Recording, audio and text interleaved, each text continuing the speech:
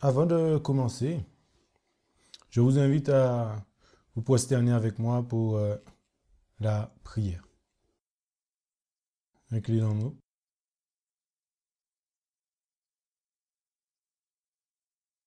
Oui, Père éternel, notre Dieu, nous te disons merci infiniment pour ce sabbat. Merci pour ce soleil que tu nous accordes une nouvelle fois encore aujourd'hui. Merci pour cette école du sabbat qui nous rappelle ce plan que tu as consenti, ce plan que tu as mis en place pour nous sauver. Et Seigneur, nous te disons merci, nous te remercions de tout ton amour débordant. Tu nous as fait grâce. Et merci de nous sauver par le sang expiatoire de Jésus. Permets à chacun de nous de vouloir être sauvé et donne-nous la force, le courage, la persévérance de rester sauvé. Montre-nous le chemin, conduis-nous, Seigneur. Nous nous apprêtons, Seigneur, à poursuivre ce message concernant le travail missionnaire médical. Veuille, Seigneur, éveiller ton peuple afin que cela puisse être reçu dans les cœurs et que tu puisses y travailler, Seigneur, avec chacun et afin que cette œuvre puisse s'achever et que tu sois honoré et glorifié. Ce sont les grâces que nous te demandons, Père. C'est au nom et par les mérites de Jésus, Père, que nous t'avons prié pour ta gloire. Amen.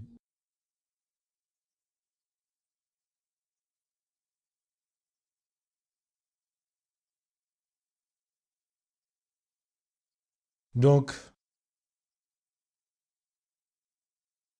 nous allons poursuivre, comme vous avez pu le voir depuis plusieurs semaines déjà, un sujet hyper important concernant le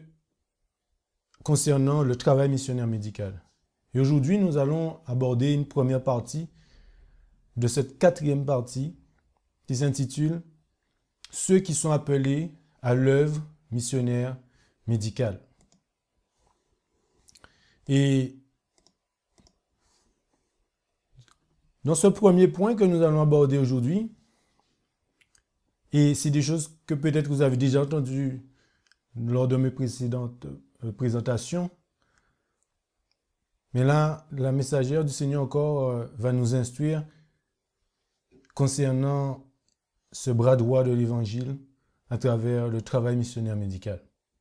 Et elle dit dans ce premier point, chaque membre de l'Église est appelé à faire du travail missionnaire médical. Donc on voit encore une fois, elle dit chaque membre, parce que on peut y croire, comme on peut le voir dans les Saintes Écritures, qu'il y a diversité de dons que Dieu a établis au sein de son Église. Et donc beaucoup pensent que cette partie du bras droit de l'Évangile, le travail notamment missionnaire médical, est pour une certaine catégorie. Mais nous allons le voir à travers cette présentation, ce que la messagère du Seigneur nous dit. Pour commencer, elle nous dit, nous sommes arrivés à une époque où chaque membre de l'Église devrait s'engager dans le travail missionnaire médical. Chaque membre, les amis. Je ne sais pas si vous vous rendez compte. Chaque membre est appelé au travail missionnaire médical. Le monde est une maison de Lazare remplie de victimes de maladies physiques et spirituelles. Partout, des gens périssent par manque de connaissance des vérités qui nous ont été confiées. Les membres de l'Église ont besoin d'un réveil afin de prendre conscience de leurs responsabilités dans la transmission de ces vérités. Ceux qui ont été éclairés par la vérité doivent être des porteurs de lumière pour le monde. Cacher notre lumière en ce moment, c'est commettre une terrible erreur. Le message adressé au peuple de Dieu aujourd'hui est le suivant. Lève-toi, brille, car ta lumière est venue et la gloire du Seigneur s'est levée sur toi. Donc les membres de l'Église ont besoin d'un réveil afin de prendre conscience de leur responsabilité dans la transmission de ces vérités. Donc, ce que nous sommes en train de voir ce matin, chers frères et sœurs, est la vérité. Et que nous devrions transmettre ces vérités. Donc, ce que je partage avec vous, vous êtes appelés à transmettre cela, les amis. OK? Et poursuit en disant, de tout part, nous voyons ceux qui ont eu beaucoup de lumière et de connaissances choisir délibérément le mal à la place du bien. N'essayant pas de se réformer, ils deviennent de plus en plus mauvais. Mais le peuple de Dieu ne marche pas dans les ténèbres. Il doit marcher dans la lumière car il est un réformateur. Donc le peuple de Dieu est un réformateur. Donc si nous sommes dans le peuple de Dieu, il nous est dit que nous ne marchons pas dans les ténèbres, mais dans la lumière.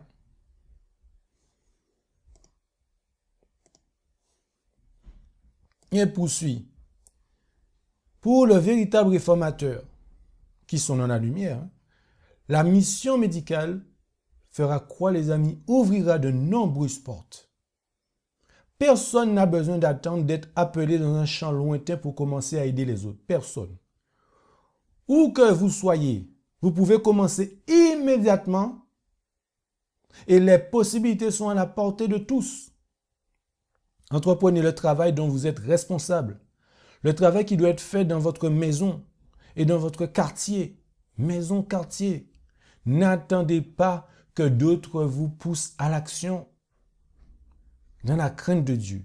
Allez de l'avant sans tarder, en gardant à l'esprit votre responsabilité individuelle envers celui qui a donné sa vie pour vous. Agissez comme si vous aviez entendu le Christ vous appeler personnellement à faire tout votre possible à son service. Ne cherchez pas à savoir qui d'autre est prêt. Si vous êtes vraiment consciencieux, Dieu, par votre intermédiaire, amènera la vérité d'autres personnes qu'il pourra utiliser comme canaux pour transmettre la lumière à beaucoup de ceux qui tâtonnent dans les ténèbres. Vous savez que nous sommes appelés à prêcher ce dernier message de miséricorde, chers frères et sœurs. Et Dieu nous donne cet outil de pouvoir le faire. Et si on y croit, et que nous faisons nôtre ce que la messagère nous dit, eh bien, des personnes vont être touchées. Ils vont être des canaux pour transmettre la lumière à beaucoup de ceux qui tâtonnent dans les ténèbres. Elle poursuit. Chacun peut faire quelque chose. Pour s'excuser, certains disent, mes devoirs domestiques, mes enfants me prennent mon temps et mes moyens. Parents, vos enfants devraient être votre main secourable, augmentant votre pouvoir et votre capacité de travailler pour le maître. Que notre peuple montre qu'il a un intérêt vivant dans le travail missionnaire médical, qui se prépare à l'utilité en étudiant les livres qui ont été écrits pour notre instruction dans ce domaine. Qu'est-ce qui nous est demandé, les amis? Nous n'avons pas d'excuses, en fait. Et en plus de cela, les enfants devaient être votre main secourable, augmentant votre pouvoir et votre capacité de travailler pour le maître. Donc les enfants sont aussi une aide pour cette œuvre finale. Comme vous le savez, dans l'histoire, les Vaudois, eh bien, la manière dont ils ont instruit leurs enfants, les amis, leurs enfants étaient un instrument entre les mains de Dieu pour accomplir beaucoup de choses. Et donc, nos enfants aujourd'hui, petits ou grands, Dieu peut aussi les utiliser pour accomplir des choses extraordinaires pour ces temps de la fin. Vos jeunes gens auront des songes. Donc, Dieu va utiliser aussi les jeunes pour finir cette œuvre. Et ça, on ne doit pas l'oublier. Elle poursuit dans Wilfire Ministry, page 116. Il a accompli le travail de missionnaire médical qu'il demande à son peuple d'accomplir aujourd'hui. Donc Jésus, les amis, a accompli le travail de missionnaire médical. Et il nous demande aujourd'hui d'accomplir la même chose. Aucun de ceux qui sont venus lui demander de l'aide n'est reparti sans avoir été soulagé. Aucun. Aucun fil d'égoïsme n'a été tissé dans le modèle qu'il a laissé à ses enfants. Il a vécu la vie qu'il voudrait voir vivre à tous ceux qui croient en lui. Combien de personnes qui disent « je vais suivre Christ » ? Combien disent que je veux faire les œuvres que le Christ a fait? Quelle œuvre qu'il a fait? Qu'est-ce que nous voyons? Il a accompli ce travail de missionnaire médical. Donc si nous voulons suivre le Christ, nous devons aussi faire ce travail que lui-même il a fait et c'est ce qu'il souhaite voir faire parmi ses enfants.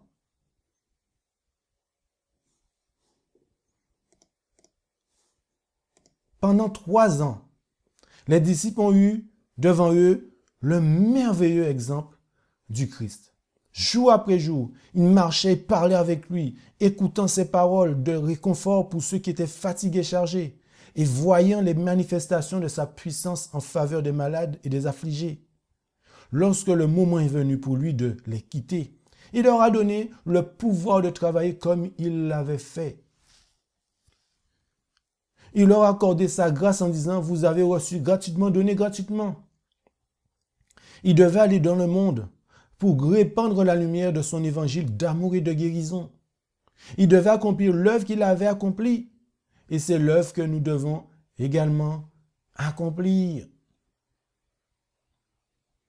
C'est l'œuvre que nous devons également accomplir, les amis.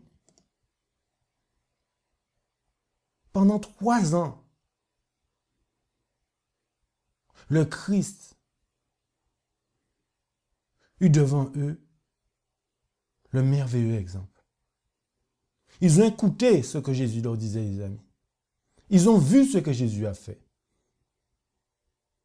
Il leur a accordé sa grâce.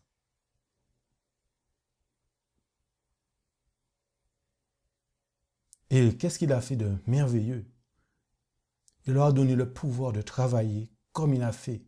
Donc Jésus vous a donné aussi en ce matin, chers frères et sœurs, le pouvoir de travailler comme lui, il l'a fait.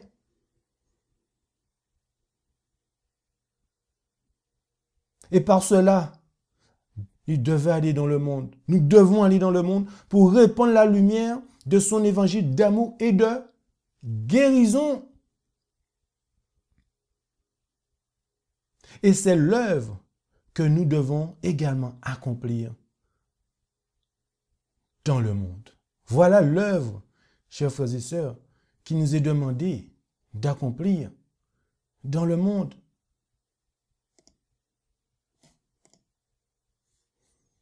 Et ça, c'est très important à ne pas oublier. Nous devons jouer notre rôle en nous tenant aux côtés du Christ en tant que ses collaborateurs. Nous sommes collaborateurs de Christ. Il est la tête. Nous sommes sa main secourable. Il veut que par notre travail de missionnaire médical, nous défassions les lourds fardeaux et libérons les opprimés. Ne fermons pas les yeux sur la misère qui nous entoure, les amis, ni les oreilles sur les cris de détresse qui montent continuellement. Ne fermons pas les yeux, les amis. Parce que le Seigneur souhaite que son peuple défasse les lourds fardeaux et libère les opprimés. C'est ce que Christ a fait lorsqu'il était sur terre. On a vu dans l'école du sabbat, nous sommes sauvés. Dieu a tout fait pour nous sauver. Si nous l'acceptions et si nous demeurons. Et la suite qui nous est demandée, c'est d'aller libérer les opprimés. Nous avons vu déjà par le passé, Ésaïe 58.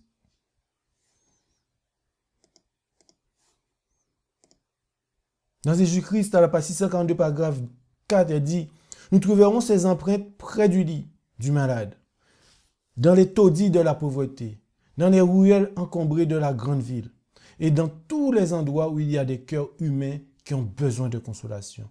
En faisant ce que Jésus a fait sur terre, nous marcherons dans ses pas.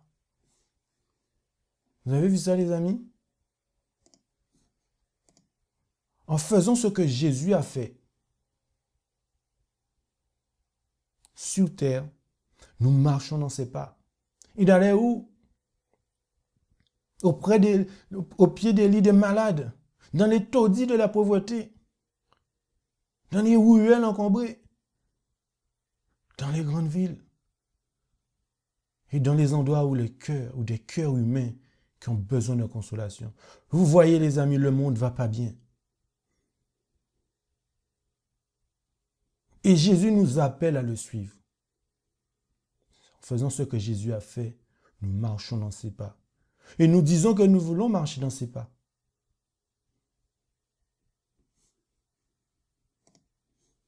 Est-ce que nous voulons marcher dans ses pas? Est-ce que nous voulons reproduire, imiter notre Sauveur?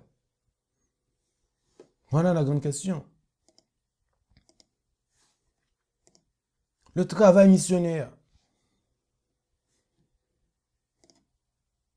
Le travail missionnaire médical apporte à l'humanité l'évangile de la libération de la souffrance, les amis. C'est l'œuvre pionnière de l'évangile. C'est l'évangile pratiqué, la compassion du Christ révélée. Le besoin de cette œuvre est très grand et le monde est ouvert à cette œuvre.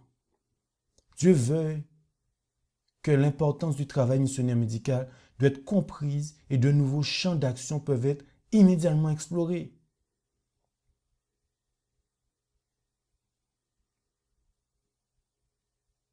Ce travail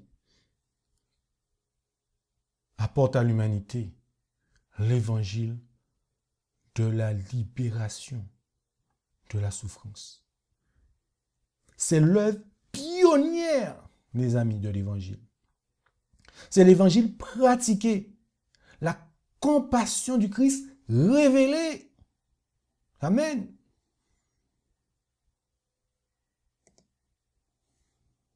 Il nous est demandé, les amis, de faire ce travail. Et c'est comme ça que nous allons pouvoir porter l'évangile comme moyen de vaincre les préjugés et d'accéder aux esprits. Le travail missionnaire médical doit être accompli non pas dans un ou deux endroits seulement, les amis, mais dans de nombreux endroits où la vérité n'a pas encore été proclamée. Nous devons travailler en tant que missionnaires médicaux de l'évangile. Nous devons travailler comment, les amis? Nous devons travailler en tant que missionnaires médicaux de l'évangile. On ne doit pas dissocier. C'est ensemble.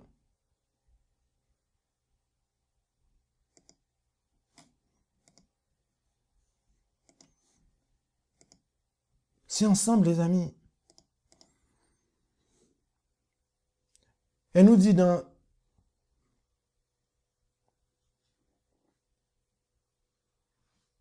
par la suite, le Seigneur m'a donné une grande lumière sur la réforme de la santé. Avec mon mari, je devais être une missionnaire médicale. Je devais donner l'exemple à l'église en amenant les malades chez moi et en les soignant. Ce que j'ai fait en donnant aux femmes et aux enfants un traitement vigoureux. Vous voyez ça? La messagère du Seigneur, les amis. Qu'est-ce qu'elle a fait? Elle a mis en pratique elle-même avec son mari, en accueillant, en amenant chez eux des malades et en les soignant avec des traitements vigoureux.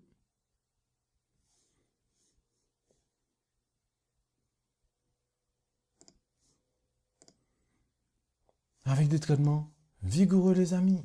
Très important. Donc nous devons aussi mettre en pratique d'ores et déjà chez nous afin de gagner des cœurs dans nos familles qui n'ont pas encore la vérité, qui ne sont pas éclairées. Et je vous ai déjà raconté ça dans ma famille.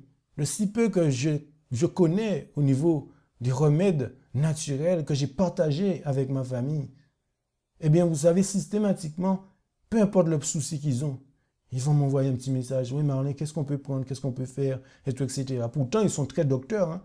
Ils vont chez le médecin tout le temps, les médicaments. Mais ils ont un coin dans leur tête que de si peu au niveau naturel que Dieu m'a permis de leur partager, ça ne les a pas quittés. Et de même pour vous, vous pensez ne pas connaître grand-chose, mais de si peu que vous connaissez, partagez-le et vous allez voir ce que Dieu va faire, les amis. C'est extraordinaire. Vous allez voir ce que le Seigneur va faire, les amis. Et poursuit en disant, dans Medical Ministry, page 319, en allant de lieu en lieu, il bénissait et réconfortait ceux qui souffraient et qui guérissaient les malades. C'est notre travail, les amis. Quel est notre travail? C'est d'aller de lieu en lieu et de faire quoi? De réconforter et de guérir les malades. Et on a vu, hein, c'est l'évangile. On a vu que c'est l'évangile, les amis.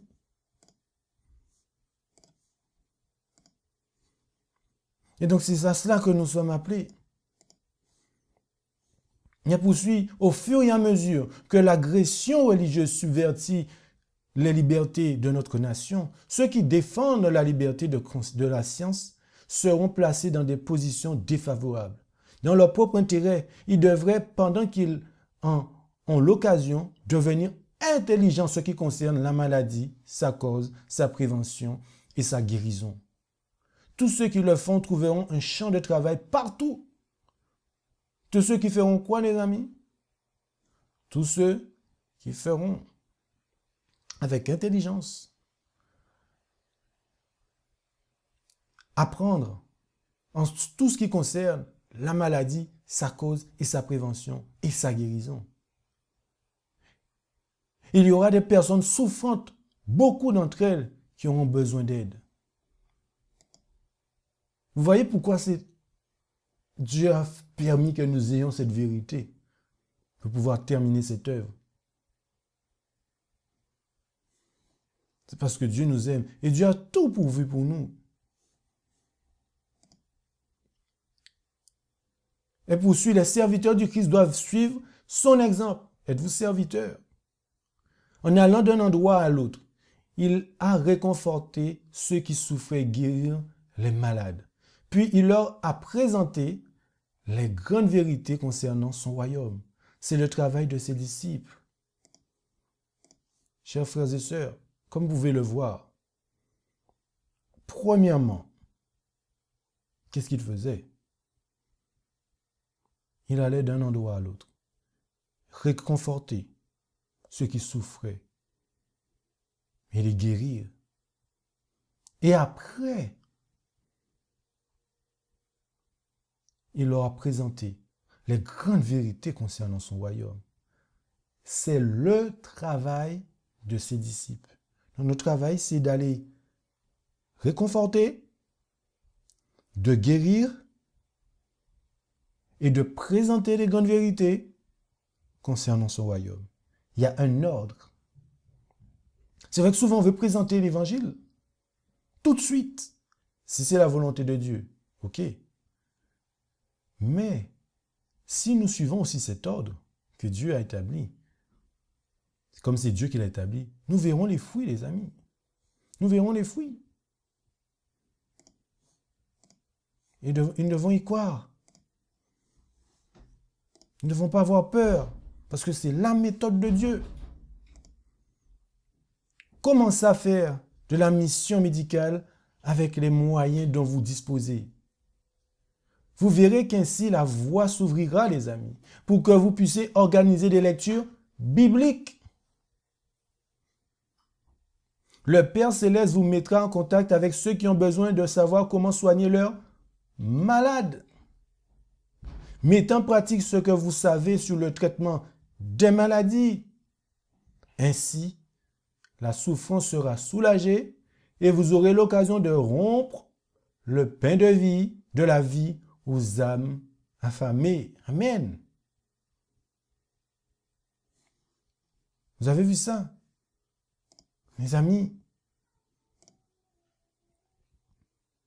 commencez avec les petits moyens, ce que vous savez. Et en faisant cela, vous verrez que Dieu va ouvrir des portes pour vous. Afin de pouvoir faire quoi, les amis? Lecture biblique. C'est parce qu'on veut. On aime les gens et on souhaite qu'ils soient sauvés. Et comme vous allez obéir, le Père Céleste va nous mettre en contact avec des personnes qui eux-mêmes qui sont malades, mais avec d'autres personnes qui sont malades dans leur entourage. Donc, prions Dieu afin que nous puissions mettre en pratique ce que nous savons concernant le traitement des maladies. On ne peut que remercier Dieu pour ça.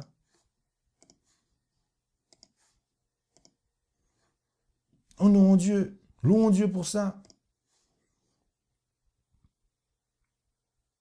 À mes frères ministres, je dirais, procédez à ce travail avec tact et compétence. Mettez au travail les jeunes hommes et les jeunes femmes de nos églises. Combinez le travail missionnaire médical avec la diffusion du mystère des 3 anges. Faites des efforts réguliers et organisés pour sortir les églises de l'impasse dans laquelle elles sont tombées et où elles sont restées pendant des années. Envoyez dans les églises des ouvriers qui présenteront à chaque famille et à chaque individu les principes de la réforme sanitaire en rapport avec le message du 3e ange. Encouragez chacun à prendre part au travail pour ses semblables.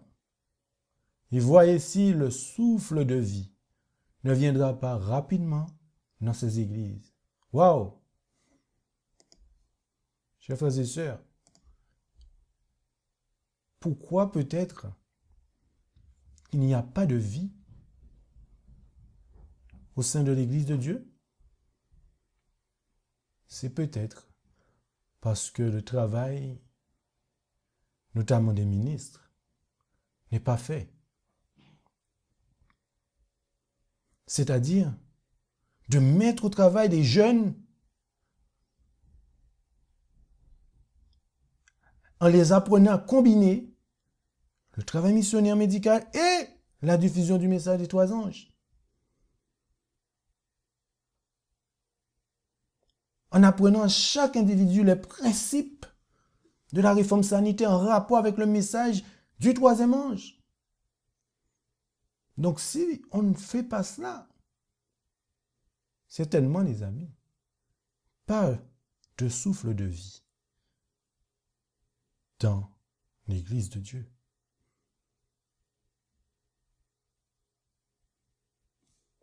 Très important à comprendre les amis, très très très important.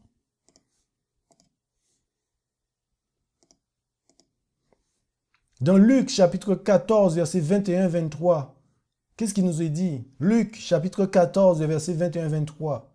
Et le serviteur étant de retour, rapporta cela à son maître. Alors le père de famille en colère dit à son serviteur, va-t'en promptement sur les places et dans les rues de la ville, et amène ici qui? Les pauvres, les impotents, les boiteux et les aveugles.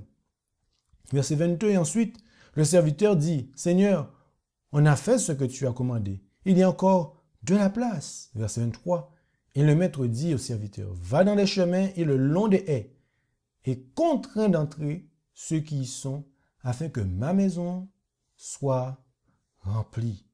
Afin que ma maison soit remplie. Et la messagère du Seigneur, en citant ce texte, nous dit pourquoi n'a-t-on pas compris, d'après la parole de Dieu, que le travail effectué dans les lignes de mission médicale est un accomplissement de l'Écriture. C'est une œuvre que les églises de toutes les localités, au nord et au sud, à l'est et à l'ouest, devraient accomplir. Les églises ont eu l'occasion de répondre à cette tâche. Pourquoi ne l'ont-elles pas fait? Quelqu'un doit s'acquitter de cette mission. Ce passage que nous avons vu, clairement les amis, fait partie de la ligne missionnaire médical. Et en faisant ce travail, nous accomplissons les Écritures. Nous accomplissons les Écritures. Un travail qui aurait dû être fait a été laissé en suspens. Ceux qui ont été engagés dans l'œuvre missionnaire médicale ont fait le genre de travail que le Seigneur aurait fait. Donc quand vous vous engagez, mes amis, dans ce travail de missionnaire médical, vous faites le travail que le Seigneur souhaite. Vous faites la volonté de Dieu, en fait. C'est vrai qu'on parle de beaucoup d'autres sujets, les amis. Mais ce sujet-là, comme vous pouvez le voir, va d'une utilité incroyable. Vous voyez, même avant le Covid, mais encore plus durant le Covid et après le Covid, vous voyez, les amis, les gens qui souffrent, qui sont malades, qui meurent. Dieu est en train de nous montrer l'utilité de cette œuvre, de cette mission qu'il a mis entre nos mains.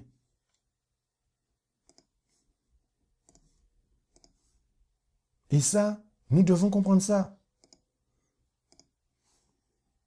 Travailler pour lui, non pas en prêchant à ceux qui connaissent la vérité pour le moment, mais en avertissant ceux qui n'ont jamais entendu le dernier message de miséricorde. Travaillez avec un cœur rempli d'un désir sincère pour les âmes. Faites de la mission médicale. Vous aurez ainsi accès au cœur des gens. Et la voie sera préparée pour une proclamation plus décidée de la vérité. Donc en faisant ce travail, des amis, de missionnaire médical, les cœurs seront préparés pour recevoir, pour prendre la décision de marcher dans la vérité. Et c'est ce que nous est dit là. Parce que l'œuvre missionnaire médicale est l'œuvre pionnière de l'évangile, les amis. Pionnière. La porte par laquelle la vérité de ce temps doit entrer dans de nombreux foyers. Le peuple de Dieu doit être un véritable missionnaire médical, car il doit apprendre à répondre aux besoins de l'âme et du corps. Le désintéressement le plus pur doit être montré par nos travailleurs, car avec les connaissances et l'expérience acquises par le travail pratique, ils vont donner des traitements aux malades. En allant de maison en maison, ils auront accès à de nombreux cœurs. À de nombreux cœurs. Le missionnaire médical, comme vous le voyez les amis, est l'œuvre pionnière de l'évangile, par laquelle la vérité de ce temps doit entrer dans nos beaux foyers. Le peuple de Dieu doit être un véritable missionnaire. Vous avez vu, le peuple de Dieu doit être un véritable missionnaire médical, car il doit apprendre à répondre aux besoins de l'âme et du corps. Aux besoins de l'âme et du corps, les amis. Le peuple doit être un véritable missionnaire médical. Le peuple, je le redis, le peuple. Et rien ne peut, ni ne pourra jamais donner un caractère au travail de présentation de la vérité pour aider les gens là où ils sont, aussi bien que le travail du Samaritain. Un ordre différent des choses doit être établi parmi nous en tant que peuple, et au fur et à mesure que cette catégorie de travail sera accomplie, une atmosphère entièrement différente sera créée autour de l'âme des travailleurs. Rien ne peut, ni ne pourra jamais donner un caractère au travail de présentation de la vérité pour aider les gens là où ils sont, aussi bien que le travail du Samaritain. Aussi bien, mes amis, que le travail du Samaritain. Le peuple de Dieu doit être un véritable missionnaire médical. Ils doivent apprendre à répondre aux besoins de l'âme et du corps. Ils doivent savoir comment donner des traitements simples qui font tant pour soulager la douleur et éliminer la maladie. Ils doivent connaître les principes de la réforme sanitaire afin de pouvoir montrer aux autres comment, par de bonnes habitudes en matière d'alimentation, de boissons et d'habillement, la maladie peut être évitée et la santé retrouvée. La démonstration de la valeur des principes de la réforme sanitaire contribuera grandement à éliminer les préjugés à l'encontre de notre travail évangélique.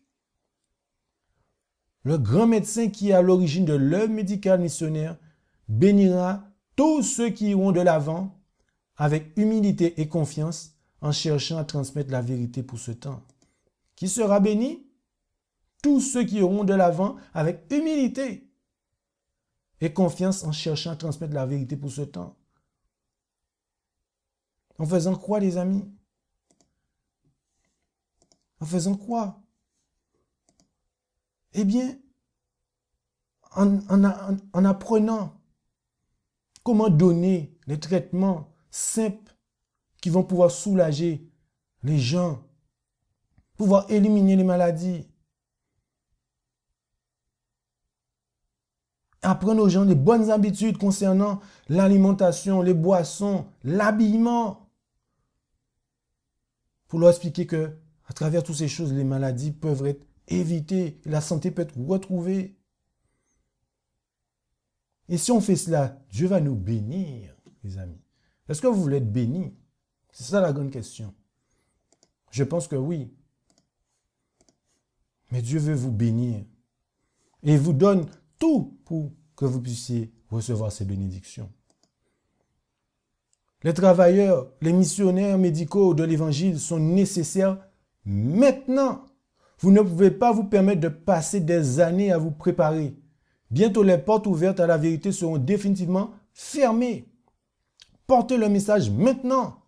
N'attendez pas, laissant l'ennemi prendre possession des champs qui s'ouvrent devant vous.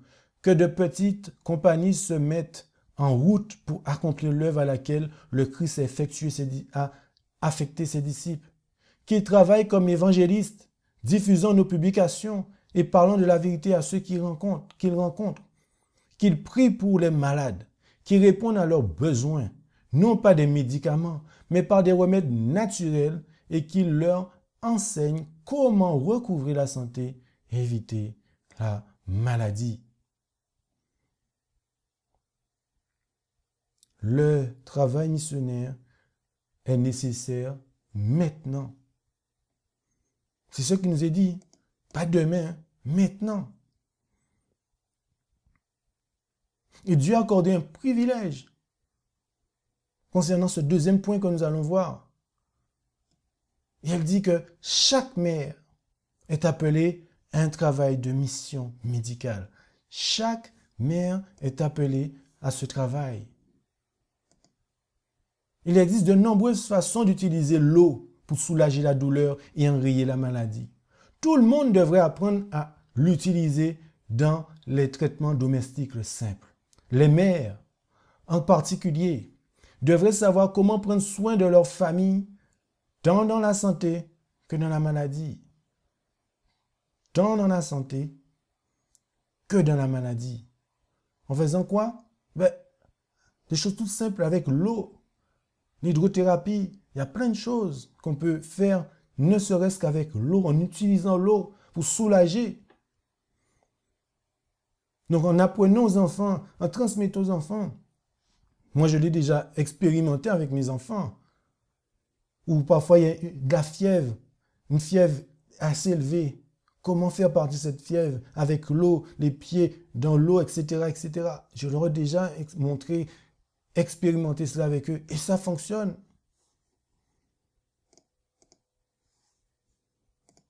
Dans Testimonies for the Church, volume 2, page 370, c'est paragraphe 2. Souvent, nos sœurs ne savent pas cuisiner. À celle-là, je dirais, je m'adresserai au meilleur cuisinier que l'on puisse trouver dans le pays. J'irai chez le meilleur cuisinier que l'on puisse trouver dans le pays et je resterai, si nécessaire, pendant des semaines jusqu'à ce que je sois devenue maîtresse de l'art, une cuisinière intelligente et habile. Je poursuivrai dans cette voie si j'avais 40 ans. Il est de votre devoir de savoir cuisiner. Il est de votre devoir d'apprendre à vos filles à cuisiner. En leur apprenant l'art de la cuisine, vous érigez autour d'elles une barrière qui les préservera des folies et des vices auxquels elles pourraient être tentées de s'adonner. J'apprécie ma couturière, j'apprécie ma copiste, mais ma cuisinière, qui sait comment préparer des aliments qui soutiennent la vie et nourrissent le cerveau, les os et les muscles, occupe la place la plus importante parmi les aides de ma famille. Donc il est vrai que nous pouvons mettre en place au sein du peuple des cours de cuisine pour apprendre aux mamans, mais aussi aux jeunes filles à cuisiner. C'est important, parce que quand il faut qu'on est étudiant, on ne sait pas cuisiner ou manger, on mange mal. Mais c'est notre rôle en tant que parents de les aider, de les conduire nous-mêmes en apprenant, pour pouvoir leur transmettre les choses. Le lien terrestre le plus tendre est celui qui unit la mère à son enfant. L'enfant est plus facilement impressionné par la vie et l'exemple de la mère que par ceux du père, car un lien d'union plus fort et plus tendre les unit. Les mères ont une lourde responsabilité. Si je pouvais leur faire comprendre le rôle qu'elles peuvent jouer dans la formation de l'esprit de leurs enfants, j'en serais heureux. Donc en tant que mère, le lien qu'il y a fait qu'il y a un pouvoir que Dieu utilise pour pouvoir transmettre peut-être d'une manière plus facilement aux enfants. Et si les parents eux-mêmes acquièrent des connaissances et sentaient l'importance d'en faire un usage pratique de l'éducation de leurs chers enfants, nous verrions un autre ordre de choses parmi les jeunes et les enfants. Les enfants ont besoin d'être instruits sur leur propre corps. Bien de jeunes ont une connaissance précise des mystères de la vie humaine. Ils ne savent pas grand-chose de la machinerie vivante. David dit, « Je te louerai, car je suis merveilleusement fait. » Apprenez à vos enfants à étudier les causes et les effets. Montrez-leur que s'ils violent les lois de leur être, ils doivent en payer le prix en souffrant d'une maladie. Si dans vos efforts, vous ne constatez aucune amélioration particulière, ne vous découragez pas, instruisez patiemment, ligne sur ligne, précepte sur précepte, ici un peu, là un peu. Si par ce moyen, vous avez réussi à vous oublier, vous avez fait un pas dans la bonne direction. Poursuivez jusqu'à ce que la victoire soit acquise. Continuez à enseigner à vos enfants ce qu'est leur propre corps et comment en prendre soin. L'insouciance en matière de santé corporelle tend à l'insouciance en matière de caractère moral. Donc, on doit apprendre, et les mamans doivent apprendre à leurs enfants en les instruisant concernant les causes et les effets, en leur montrant s'ils violent la loi, les lois de leur être, ils doivent payer le prix en souffrance d'une maladie. C'est pour cela que nous devons faire quoi? Les mamans doivent faire quoi? Instruire les enfants sur leur propre corps. Leur donner plus de connaissances concernant le mystère de la vie humaine. C'est une tâche que le Seigneur a confiée aux mamans, mais les papas aussi peuvent aider dans ce sens.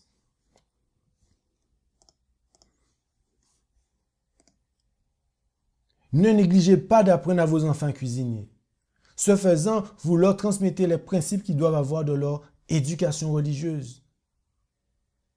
En donnant à vos enfants des leçons de physiologie et en leur apprenant à cuisiner avec simplicité, mais aussi avec habileté, vous posez les bases des branches les plus utiles de l'éducation. Vous avez entendu?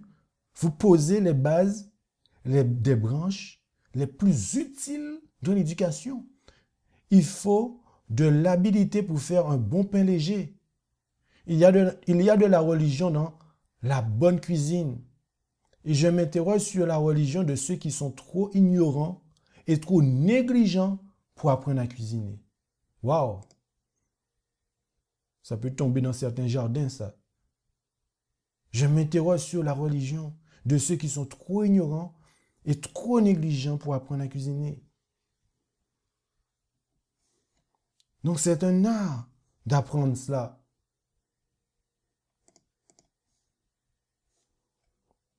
Et ce travail de la mère est sacré et important.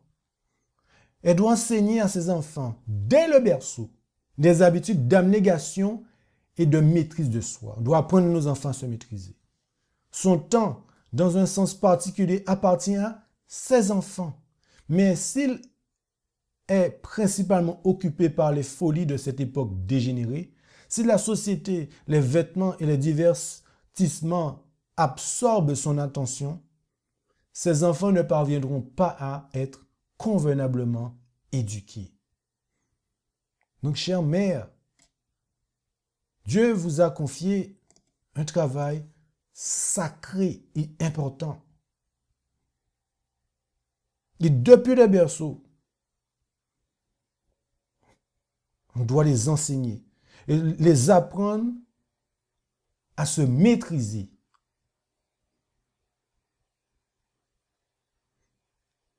Parce que si on ne leur apprend pas à se faire ça, dans ce monde où on est, les amis, c'est compliqué pour eux.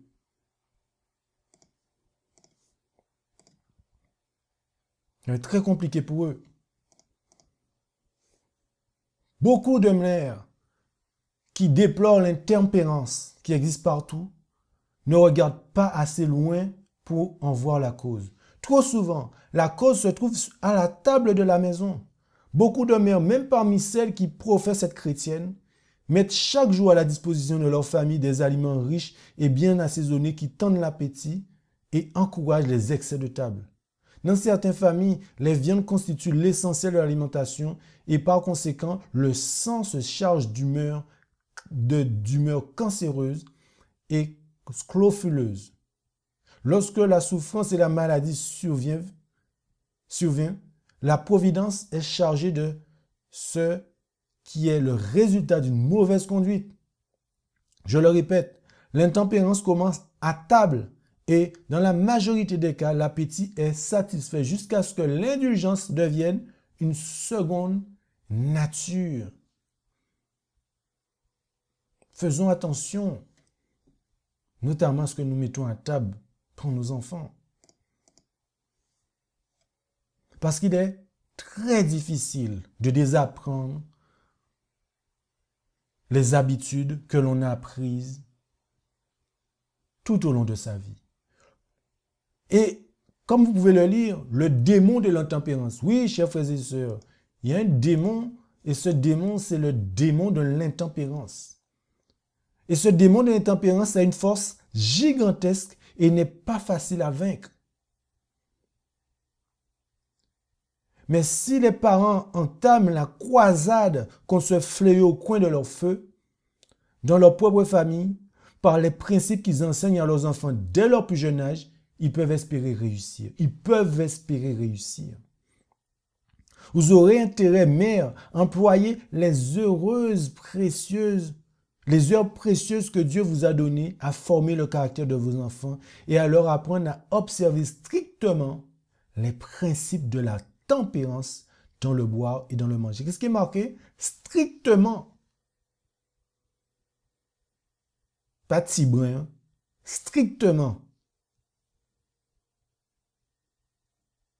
Ça peut être difficile, mais nous, on n'a pas le choix.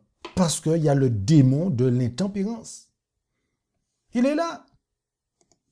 Ce démon, il est là. Il veut ravir nos enfants. Ainsi que nous-mêmes. Parce que s'il y a le démon de l'intempérance, ce n'est pas que pour les enfants, c'est aussi pour nous. Hein? Et c'est l'un des démons les plus dangereux qui existe. Parce qu'il a même été frappé à la porte du Christ dans le désert. Donc s'il a fait pour le Christ, à plus forte raison, il le fait pour nous.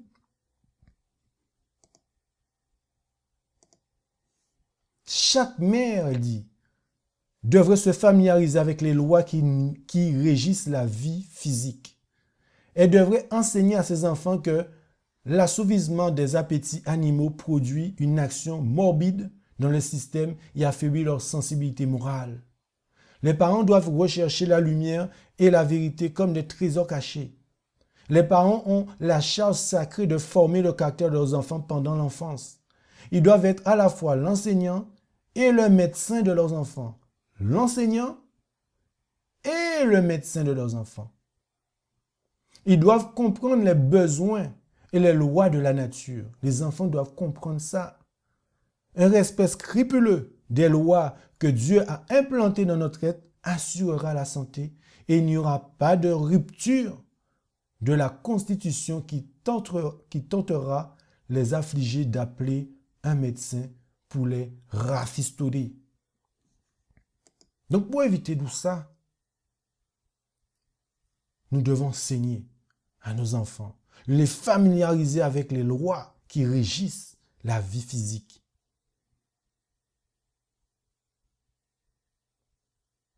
C'est très important. Il est impossible pour ceux qui donnent les rênes à l'appétit d'atteindre la perfection du caractère. La sensibilité morale de vos enfants ne peut être facilement éveillée si vous ne choisissez pas soigneusement leur nourriture. Beaucoup de mères dressent une table qui est un piège pour leur famille. Les viandes, le beurre, le fromage, la pâtisserie riche, les aliments épicés et les condiments sont consommés librement par les jeunes et les vieux. Ces choses ont pour effet de dérégler l'estomac, d'exciter les nerfs et d'affaiblir l'intellect. Les organes qui fabriquent le sang ne peuvent pas transformer ces aliments en bon sang. Les graisses cuites dans les aliments les rend difficiles à digérer. L'effet du fromage est délétère. Le pain à base de farine fine, donc farine blanche, n'apporte pas au système la nourriture que l'on trouve dans le pain de blé non boulonné. Son utilisation courante ne maintient pas le système dans les meilleures conditions. Les épices irritent d'abord le tendre revêtement de l'estomac, mais finissent par détruire la sensibilité naturelle de cette membrane délicate. Le sang devient fébrile, les propensions animales s'éveillent, tandis que les pouvoirs moraux et intellectuels s'affaiblissent et deviennent les serviteurs des passions les plus basses. Donc on voit l'importance des amis, l'instruction de nos enfants concernant le corps humain, le fonctionnement du corps humain. Comment faire à manger? Parce que cela a de l'impact dans notre vie. Les mères devraient s'efforcer de proposer à sa famille un régime simple mais nutritif. Dieu a fourni à l'homme d'abondants moyens de satisfaire un appétit intact. Il a étalé devant lui les produits de la terre, une abondante variété d'aliments agréables au goût et nutritifs pour l'organisme. Notre Père Céleste, bienveillant, nous dit que nous pouvons en manger librement. Les fruits, les céréales et les légumes préparés de façon simple, sans épices ni graisses de toutes sortes, constituent avec le lait et la crème le régime le plus sain. Ils nourrissent le corps et donnent une force d'endurance et une vigueur intellectuelle qui ne sont pas produites par un régime stimulant. Et donc c'est vrai qu'à cette époque, certains aliments pouvaient être consommés, notamment le lait ou la crème comme elle le dit. Mais elle le dit aussi dans d'autres citations qu'à un moment donné, on sera amené à plus en consommer. Et comme vous pouvez le voir à l'heure d'aujourd'hui, je ne vais pas vous faire un résumé, mais vous voyez que tout ce genre de choses est inconsommable. Pourquoi? Les animaux sont malades. Le système agroalimentaire est défectueux, comme on peut le voir. Donc c'est très important de comprendre comment nourrir la famille avec un régime simple et nutritif.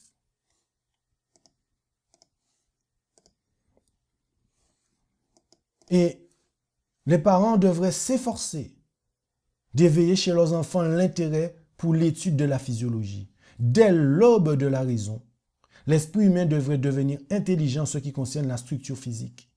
Nous pouvons contempler et admirer l'œuvre de Dieu dans le monde naturel, mais l'habitat humain est le plus merveilleux. Il est donc de la plus haute importance que, parmi les études choisies par les enfants, la physiologie occupe une place importante. Tous les enfants devraient l'étudier. Tous les enfants. Les parents devraient ensuite veiller à ce que l'hygiène pratique y soit ajoutée. Donc, les étudiants, peut-être qui écouteront cette vidéo, ou des familles qui vont pouvoir partager cela, la première chose que vous devez essayer d'apprendre, c'est en ce qui concerne la physiologie. Que vous ayez de l'intérêt pour l'étude de la physiologie, pour comprendre tout ce qui concerne la structure du corps. Il faut savoir que nos pionniers ont travaillé sur ce sujet pour les enfants. C'est des choses à traduire, c'est vrai. Avec Nathalie, on a commencé sur certaines choses, mais ils nous ont laissé un héritage sur tous ces points-là et que nous ne devons pas négliger. Donc, si vous avez la possibilité de diriger certains enfants, mais dirigez-les déjà dans l'étude de la physiologie pour eux-mêmes. Les enfants doivent être formés à comprendre que chaque organe du corps et chaque faculté de l'esprit sont le don d'un Dieu bon et sage et que chacun doit être utilisé pour sa gloire. Il faut insister sur les bonnes habitudes en matière de nourriture, de boisson et d'habillement. Il faut insister. Les mauvaises habitudes rendent les jeunes moins réceptifs à l'enseignement biblique. Vous avez entendu? Les mauvaises habitudes rendent les jeunes moins réceptifs à l'enseignement biblique.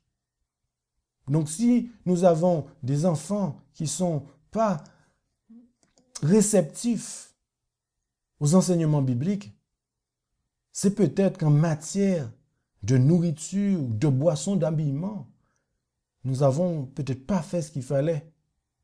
Mais par la grâce de Dieu, il n'est pas trop tard de pouvoir continuer à instruire. Et peut-être par la grâce de Dieu qu'ils puissent retrouver ce chemin étroit pour leur salut.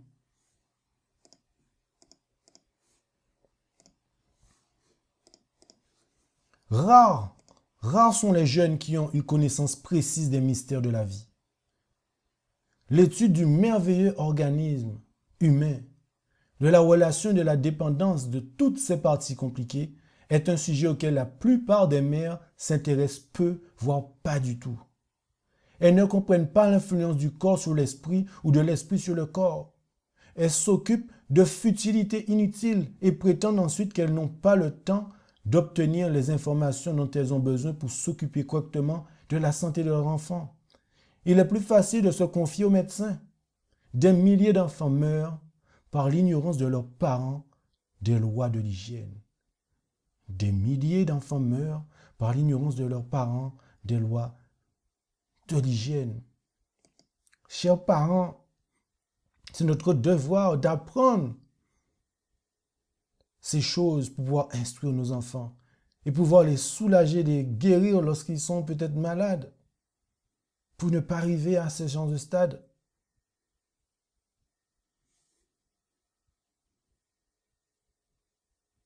Et que, bien que les mères ont une tâche aussi importante dans cette œuvre finale, avant la venue de Jésus, mais les enfants aussi sont appelés. Chaque enfant est appelé au travail de mission médicale.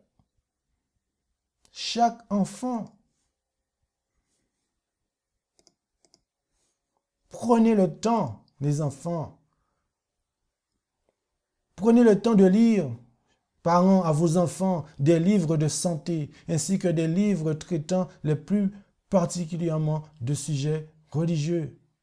Le Seigneur a désigné les jeunes pour être ses mains secourables. Si dans chaque église, ils se consacreraient à lui, et s'ils pratiquaient l'abnégation au foyer, soulageant leurs mères épuisées par les soins, celles-ci pourraient trouver le temps de faire des visites de voisinage et lorsque l'occasion s'en présente, ils pourraient eux-mêmes apporter leur aide en faisant de petites courses de miséricorde et d'amour.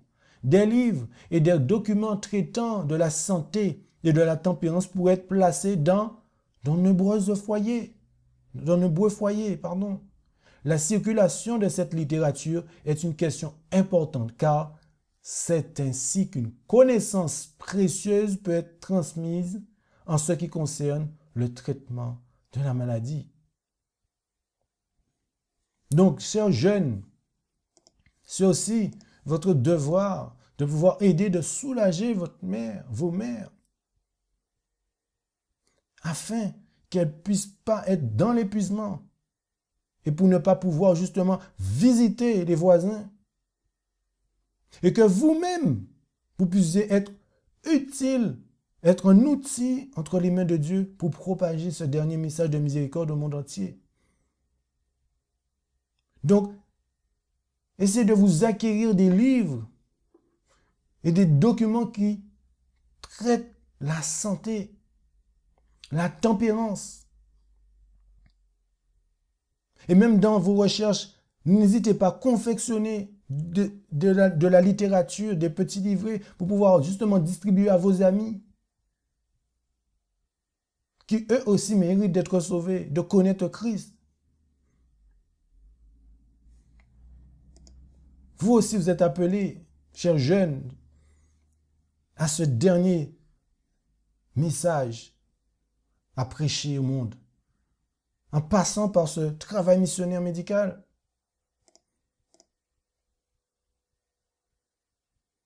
Prenez le temps. Encore une fois, prenons le temps de lire à nos enfants des livres sur ces sujets, les amis. Nous voyons, encore une fois, que chaque membre de l'Église est appelé à faire du travail missionnaire médical. Que chaque mère est appelée à un travail de missionnaire médical. Et que chaque enfant aussi est appelé à ce travail de mission médicale.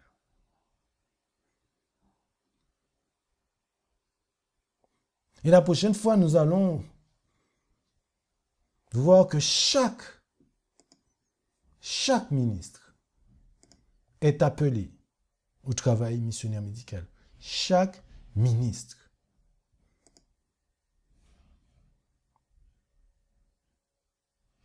Et j'espère qu'on prendra de plus en plus conscience de cette magnifique vérité que Dieu a mis dans nos mains pour pouvoir rentrer dans des foyers et terminer cette œuvre. Chers frères et sœurs, Dieu nous aime et Dieu a tout pourvu pour nous. Dieu a mis à notre disposition un héritage extraordinaire que nos pionniers nous ont laissé, ainsi que Madame White.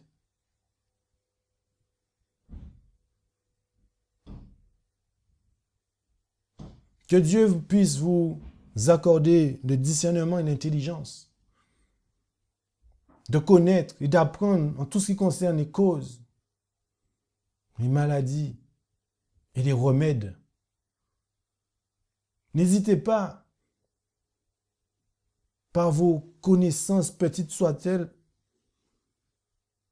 de partager autour de vous et d'aider certains par la grâce de Dieu à la guérison. Et les anges de Dieu vous aideront.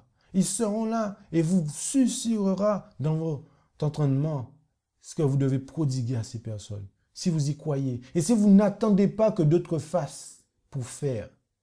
Parce que comme nous avons pu le voir, tous nous sommes appelés à cela. Que Dieu nous bénisse et en vous souhaitant un bon et agréable sabbat sur le regard de Dieu. Amen.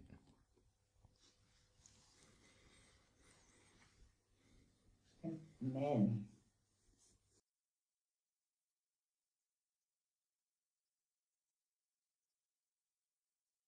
Eh bien, je vous invite à vous prosterner avec moi pour la prière finale. Donc, inclinons-nous pour la prière.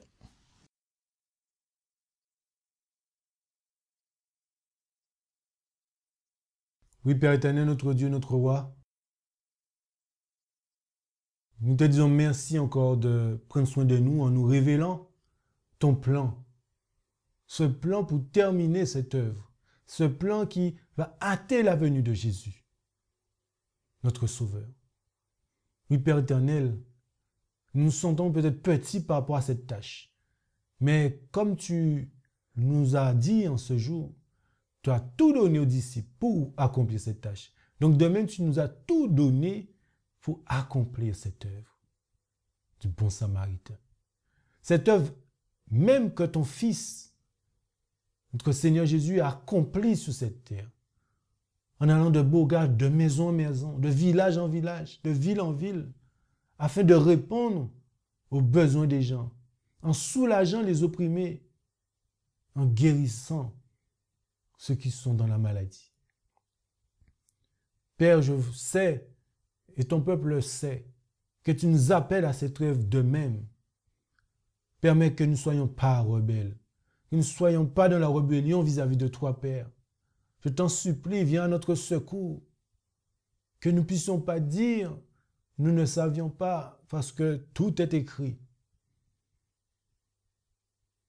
Permets-nous d'avoir confiance en toi.